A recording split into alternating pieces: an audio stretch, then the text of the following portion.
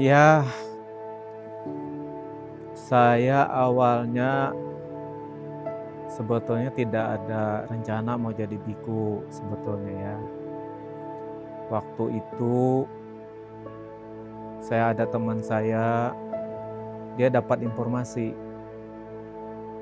ya tahun 1993 itu di Semarang itu ada Pebaja Semenera program yang 3 bulan. Nah, teman saya ngasih tahu saya, "Ayo kita ikut latihan Pebaja Semenera di Semarang selama 3 bulan." Nah, waktu itu karena saya tidak ada niat sebetulnya, saya tolak. Enggak, saya tidak tertarik. Tapi ya saya tidak ngerti juga ya. Lalu malamnya muncul pikiran saya itu. Mungkin ada baiknya juga ya, pikiran itu muncul begitu, ada baiknya juga kalau dicoba gitu. Ya, setelah sekian lama saya ngambil keputusan, oke, saya ikut, saya bilang. Ya akhirnya diterima jadi Samanera. Rencananya itu 3 bulan ya, jadi kita 3 bulan dulu. Ya oke lah kita 3 bulan latihan Samanera. Jadi ditabis di Wihara Tanah Putih ya waktu itu. Upajayanya mendiang Bante Khema Sarano Mahatera ya. Tabis kita setelah tabis dibimbing ya, baik secara pariyati ya, belajar meditasi, belajar dhamma, belajar baca parita dan lain sebagainya. Nah, maka disinilah pengertian saya itu mulai muncul. Nah, kemudian waktu itu saya ada berempat ya dengan saya. Nah, teman saya itu ngajak saya juga, jadi berempat dengan saya. Nah, sebelum waktu 3 bulan teman saya masih ngajak kita terus saja ya. Saya juga pikir-pikir toh, karena waktu itu kan janjinya 3 bulan. Tapi ya tadi karena didukung kita sudah mulai ada sedikit pemahaman tentang agama Buddha. Oke lah, saya bilang kalau gitu kita lanjut. Ya udah lanjut aja, karena juga saya mau belajar sebetulnya ya. Terutama mau belajar agama Buddha. Nah, oleh karena itu setelah 3 bulan ya kita ini lepas semua ya, karena waktu itu program 3 bulan ya. Setelah 3 bulan para peserta sebenarnya itu lepas semua. Nah, bagi yang mau melanjutkan dipersilahkan untuk mendaftar kembali. Nah, akhirnya saya mendaftar lagi toh dengan teman saya yang satu. Nah, yang dua itu kembali ke Kalimantan ya, karena saya ya memang dilahirkan di Kalimantan, di pedalaman Kalimantan. Nah, akhirnya kita menjadi Samanera tetap ya waktu itu tanggal 8 Desember tahun 1993. Ya sekitar 2 tahun lebih sedikit ya kita menjalani kesemeran. Sambil juga dikasih pelajaran, banyak kasih pelajaran sama Bante ya. Nah, disitulah kita mulai pengertian muncul, keyakinan muncul. Nah, gitu. Akhirnya kita melanjutkan pendidikan ke Bangkok, Thailand. Nah, akhirnya saya ditabiskan di Thailand. Ya, tahun 96 sekitar tanggal 11 Juli tahun 1996 saya di Upa Sempada di Wat Bawon Niwet, Bangkok, Thailand ya. Nah, waktu itu Upajaya adalah Sanggaraja Nyana Sangwon, Nyana Sangwara ya kalau kita di sini. Dia udah meninggal sekarang. Nah, terus dari situ kira-kira setelah belajar selesai, saya kembali ke Indonesia. Ya, ikut bantu-bantu lah ya pembinaan masyarakat Indonesia terutama ya. Nah, saya bantu-bantu di Malang.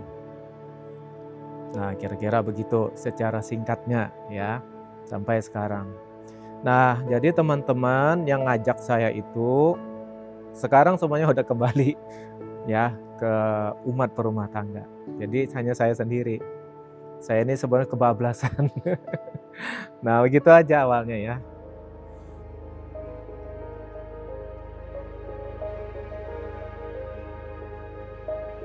Ya sebetulnya di Banten ini sudah lama ya, sebelum saya juga Kang Buddha sudah berkembang ya.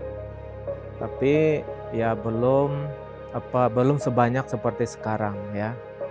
Karena pada umumnya umat Buddha kita itu kuat masih pada tradisi ya.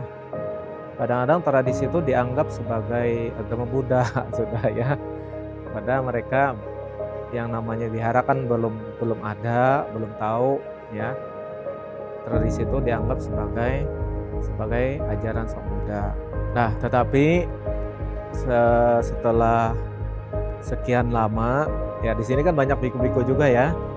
Jadi biku-biku sering mengunjungi wihara-wihara, tidak hanya saya ya.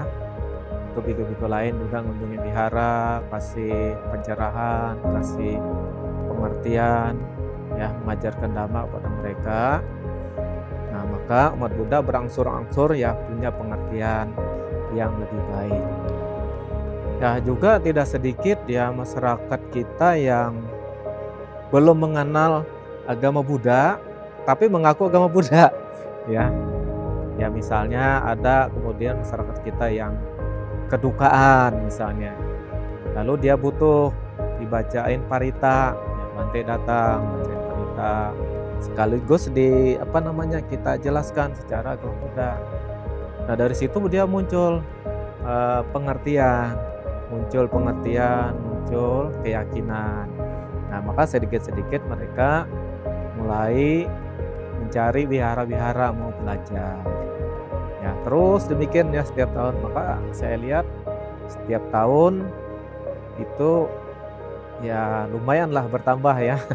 Nah, maka sampai sekarang ketika ada hari-hari besar agama Buddha ya, tiap wihara tuh banyak tuh.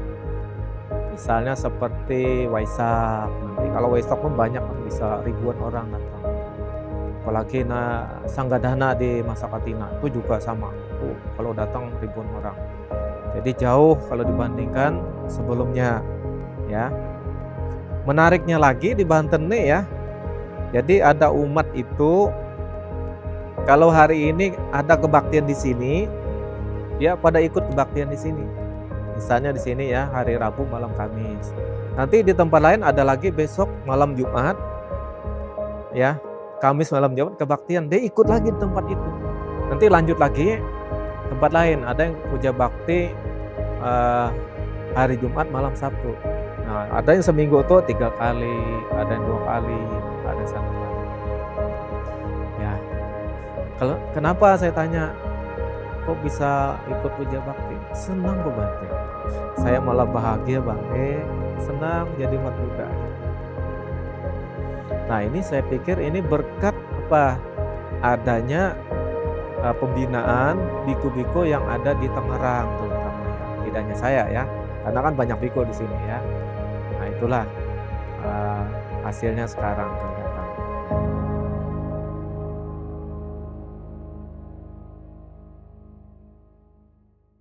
Di Kalimantan itu kan banyak umat Buddha, sebetulnya suku Dayak di sana ya. Nah, mereka itu mengaku agama Buddha. Nah, tapi mereka tidak ngerti yang namanya ajaran Sang Buddha. Ya, seperti kita zaman dulu ya, begitu toh, ngakunya agama Buddha tapi tidak ngerti agama Buddha. Nah, setelah kita bina, meskipun tidak ada wihara, akhirnya mereka minta diadakan puja bakti. Ya. Nah, untuk sementara kan tidak ada wihara, tidak ada cetia. Maka di beberapa tempat kita pinjam rumah umat ya. Nah, rumah umat itu dipakai untuk puja bakti. Ya. Yang menarik juga. Jadi tiap minggu kita puja bakti di rumah itu. Bahkan juga meskipun tidak ada wihara, di situ ada ibu-ibu Wandani aktif banget. Nah, jadi menariknya di sana setiap puja bakti itu selalu ada apa? Ada makanan, ada minuman. Nah, ini menarik ya di sana ya. Jadi semangat ya meskipun dari rumah ke rumah. Nah, jadi kalau saya prinsipnya gini ya. Yang saya bangun itu adalah keyakinannya dulu, pengertiannya dulu. Nanti kalau sudah keyakinannya muncul, pengertiannya muncul, baru kita fisik kita bangun.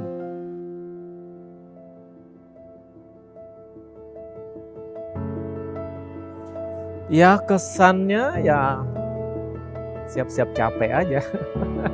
Capek tapi menyenangkan ya. Capek itu pasti ya kalau ke daerah itu ya capek. Itu yang kadang-kadang muncul juga ya. Kadang-kadang kita kalau di daerah itu jangan berpikir enak loh ya. Kalau di daerah itu jangan berpikir kita enak, naik mobil semua. Saya kadang-kadang kalau tempatnya jauh tuh bisa dibonceng pakai motor. Ya bayangin itu kan jalannya ya, itu kayak jalan setapak. Ya, itu pun naik motor kalau dia nggak biasa, itu di bawah jurang. Nah, kalau jatuh ya sudah bisa tinggal nama. Ya, tapi masyarakat di situ udah lihai. Cuma masalahnya ya kalau terjadi hujan. Ya saat kita naik itu kan lewat gunung ya, lewat gunung, turun naik gunung. Mana jalannya kayak jalan setapak. Itu susahnya di situ. Ya, saya sering basah kuyup kalau ke sana ya. Coba satu-satunya bawa. Tahu-tahu di perjalanan itu hujan lebat. Nah, jalan juga licin. Nah, motor nggak bisa, ya nggak bisa naik, nggak bisa nanjak. Jadi mau tidak mau kita jalan kaki, turun naik. Apakah tidak capek, Bang? Ya capek. Nah itulah olahraganya kita ya, olahraganya saya ya. Ya maka meskipun capek ya syukurlah kita bisa lebih sehat lah. Kita olahraganya kan begitu ya. Jalan, turun naik gunung. Dan di wihara mereka sudah. Nah kalau di daerah itu kalau kedatangan Bante atau Semyara itu luar biasa senangnya ya. Mereka senang.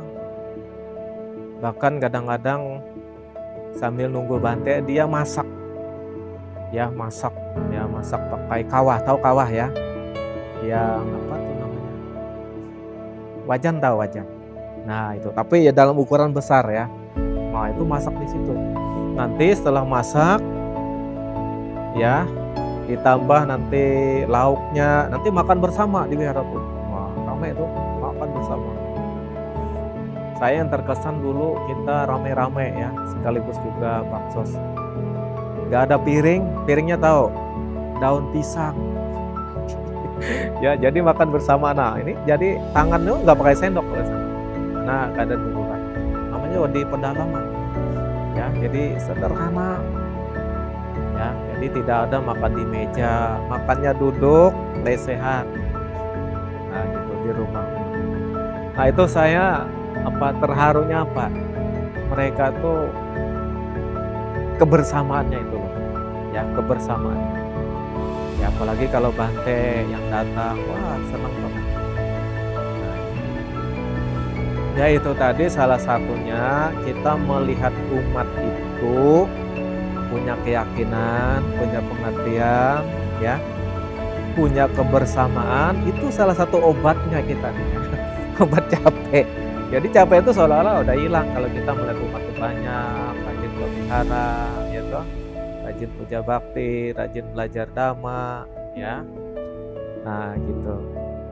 Itu yang membuat capek kita tuh seolah-olah tuh hilang, meskipun sebenarnya capeknya tetap ada. Nah itulah. Jadi bisa dikalahkan oleh apa? Rasa senang dalam hal melihat perkembangan mereka di sana. Nah itu.